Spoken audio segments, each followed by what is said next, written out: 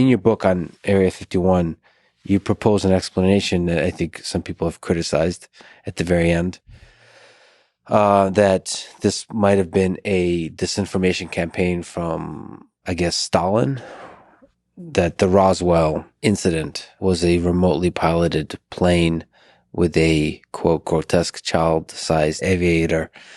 Just looking back at all that now, years later, what's the probability that it's true? What's the probability it's not?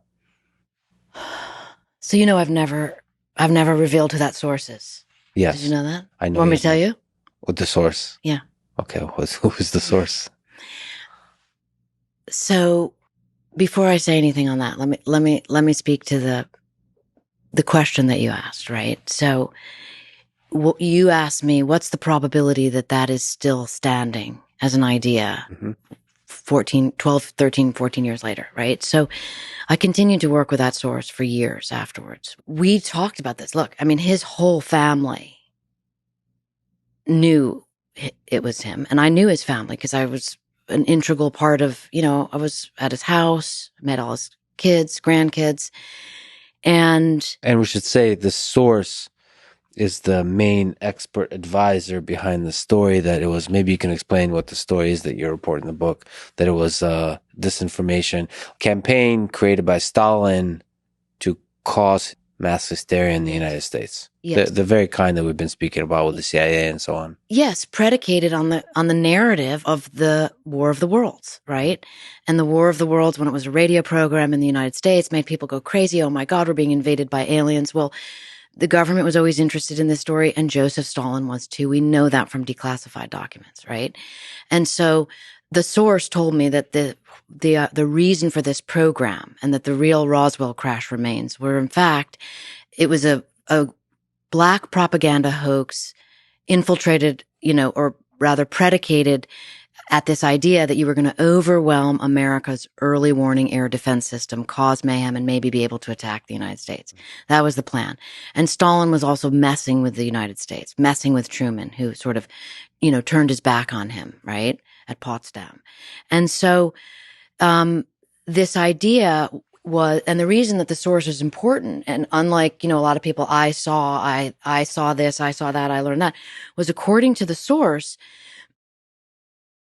once it was determined that this was a hoax and that Stalin was able to get a craft over the United States and it crashed, and it had, people inside of it. They were people that were sort of deformed and meant surgically altered to look like aliens.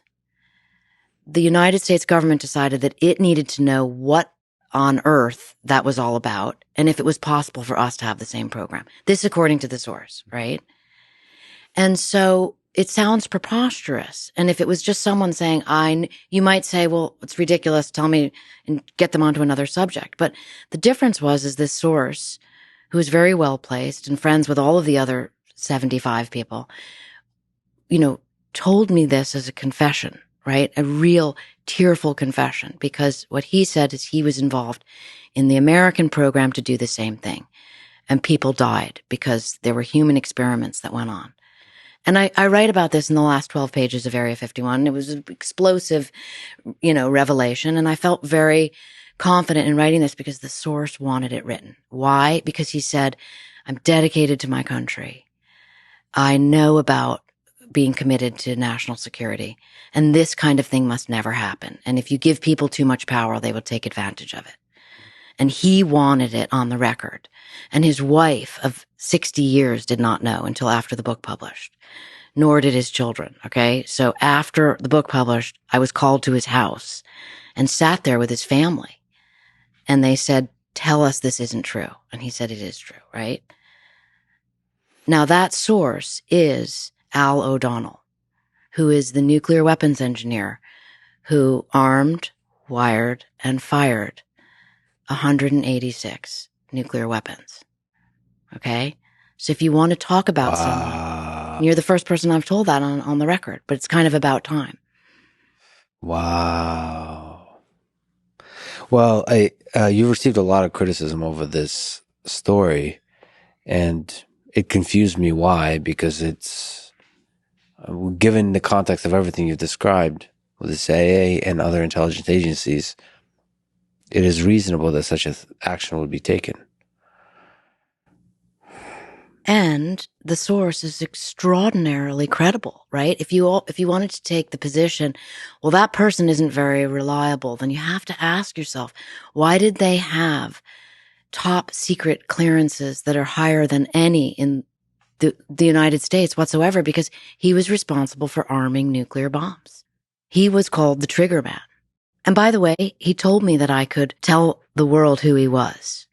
There's a lot of details that are really dark involving that program. And when is it appropriate, right? Well, it feels appropriate now, first of all, because you and I have been talking for several hours. So this is what is truly a long form conversation. And it's the outcome of, a very long time of my reporting and also being judicious about what, closing the loop on that, right? Because I do think it's important for people to know that sources have revelations. And like you said, the programs, both on the Soviet side and the American side, conflicting, I think is the term we used previously, ethically, morally, on all fronts.